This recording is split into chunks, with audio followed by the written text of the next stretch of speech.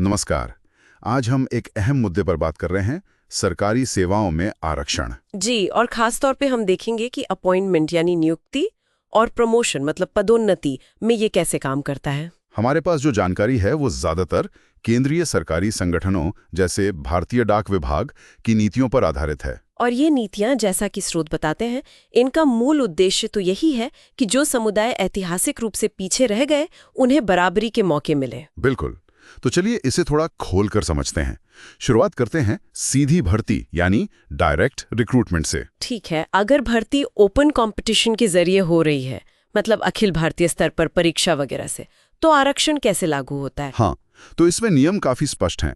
अनुसूचित जाति यानी एससी के लिए 15%, अनुसूचित जनजाति एसटी के लिए 7.5% और अन्य पिछड़ा वर्ग ओबीसी के लिए 27% आरक्षण है। और ये ओपन कंपटीशन का मतलब आप थोड़ा और समझाएंगी? मतलब सिर्फ इंटरव्यू नहीं? नहीं, बिल्कुल नहीं। इसका मतलब है प्रॉपर लिखित परीक्षा या टेस्ट जो संस्थाएं लेती हैं, जैसे यूपीएससी या एसएससी। ये एक बड़ी खुली प्रक्रिया है। समझ गया। अच्छा, लेकिन अगर सीधी भर्ती हो पर वो ओपन कंपटीशन वाली ना हो, मतलब शायद सिर्फ इंटरव्यू या किसी और तरीके से? हाँ, ऐसा भी होता है। तो उस स्थिति में प्रतिशत थोड़े अलग है। अच्छा। हाँ, एससी के लिए ये हो जाता है 16.66%, एसटी के लिए वही रहता है 7.5%, लेकिन ओबीसी के लिए ये 25.84% होता है। ओबीसी वाला आंकड़ा थोड़ा कम हो गया है यहाँ। इसका कोई खास कारण स्रोत बताते हैं? स्रोत सीधे तौर पर तो नहीं बताते, पर शायद ये भर्ती के तरीके और किस तरह के उम्मीदवार आ रहे हैं उस पर निर्भर करता होगा। हो सकता है। यहीं पर एक और दिलचस्प बात है, ग्रुप सी और डी के पदों को लेकर। हाँ, बताइए। जो ग्रुप सी और डी के पद होते हैं वो अक्सर थोड़े स्थानीय या क्षेत्रीय लेवल के होते हैं ना? हाँ, होते हैं। तो उनमें कई बार एससी और एसटी का जो आरक्षण प्रतिशत है वो राष्ट्रीय औसत के बजाय उस खास राज्य या केंद्र शासित प्रदेश में उनकी आबादी के अनुपात पर आधारित होता है। अच्छा, मतलब स्थानीय प्रतिनिधित्व का भी ध्यान रखा गया है। ये एक अहम बात है। जी, ये दिखाता है कि नीति को स्थानीय जरूरतों के हिसाब से भी ढाला गया है। ठीक है, तो ये तो भी सीधी भर्ती की पूरी कहानी मोटे तौर पर। अब आते हैं पदोन्नति यानी प्रमोशन में आरक्षण पर। हाँ, ये एक बिल्कुल अलग और शायद ज्यादा जटिल मामला है। क्या अलग है इसमें? सबसे बड़ा फर्क तो ये है कि पदोन्नति में आरक्षण फिलहाल सिर्फ एससी और एसटी समुदायों के लिए ही है। ओह अच्छा, मतलब ओबीसी के लिए प्रमोशन में आरक्षण नहीं है? जी नहीं, मौजूदा व्यवस्था के अनुसार नहीं है। और एससी के लिए कोटा 15% और एसटी के लिए 7.5% है। ये तो बहुत बड़ा अंतर है डायरेक्ट रिक्रूटमेंट से। और क्या ये हर तरह के प्रमोशन पर लागू होता है? नहीं, यहाँ भी शर्तें हैं। ये उन्हीं ग्रेड या सेवाओं में लागू होता है जहाँ डायरेक्ट रिक्रूटमेंट का हिस्सा 75% से ज्यादा नहीं है। अच्छा, 75% की सीमा है। हाँ, और ये कुछ खास तरीकों से होने वाले प्रमोशन पर ही लगता है, जैसे कि एलडीसी मतलब लिमिटेड डिपार्टमेंटल कॉम्पिटिटिव एग्जाम, या फिर सिलेक्शन पोस्ट, या फिर सीनियरिटी कम फिटनेस वाले मामलों में। और ये group A, B, C, D सब पर लागू हो सकता है, बस वो 75% वाली शर्त पूरी होनी चाहिए। समझ गया।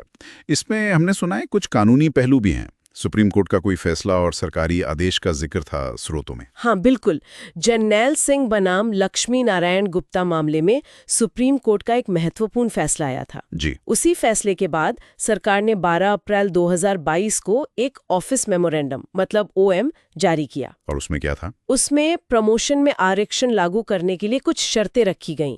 ये बहुत जरूरी शर्तें हैं। क्या शर्तें हैं वो? देखिए, पहली शर्त है कि सरकार को आंकड़े जुटाकर ये दिखाना होगा कि उस खास कैडर में एससी या एसटी का प्रतिनिधित्व कम है, मतलब मात्रात्मक डेटा चाहिए। Okay, data. और दूसरा, ये डेटा हर कैडर के लिए अलग अलग होना चाहिए। आप पूरे डिपार्टमेंट का एक साथ नहीं ले सकते। हर कैडर का अलग, ठीक है। तीसरा, एक निर्धारित आरक्षण रोस्टर का पालन करना होगा। और चौथा, जो डिपार्टमेंटल प्रमोशन कमेटी होती है, हाँ, डीपीसी, उसे ये सुनिश्चित करना होगा कि जिन्हें प्रमोशन दिया जा रहा है वो उस पोस्ट के लिए फिट है, मतलब मेरिट या उपयुक्तता भी देखनी होगी, प्रशासनिक दक्षता प्रभावित ना हो। यानी data, cadre specific data, roster और मेरिट की जांच, ये चारों चीजें जरूरी हैं। जी हाँ, और एक सबसे अहम बात यह है कि इस ओएम के तहत जो भी प्रमोशन हुए हैं या होंगे वो सब अभी भी सुप्रीम कोर्ट में चल रहे जरनैल सिंह मामले के अंतिम फैसले पर निर्भर करेंगे। ओह, मतलब अभी भी पूरी तरह से स्थिति स्पष्ट नहीं है कानूनी तौर पर। हाँ, एक तरह की अनिश्चितता बनी हुई है। ये शर्तें दिखाती है कि कोर्ट और सरकार दोनों प्रतिनिधित्व बढ़ाने के साथ साथ प्रशासन की एफिशिएंसी को लेकर भी चिंतित हैं। तो अगर हम सारी बातचीत का सार निकालें, सीधी भर्ती में SC, ST, OBC तीनों के लिए जगह है। प्रतिशत अलग अलग हो सकते हैं भर्ती के तरीके पे। सही। ग्रुप CD में स्थानीय आबादी का भी रोल है, लेकिन प्रमोशन में कहानी अलग है, सिर्फ SC, ST, वो भी कई शर्तों और कानूनी दांव-पेच के साथ। बिल्कुल सही कहा आपने। स्रोत यही तस्वीर पेश करते हैं।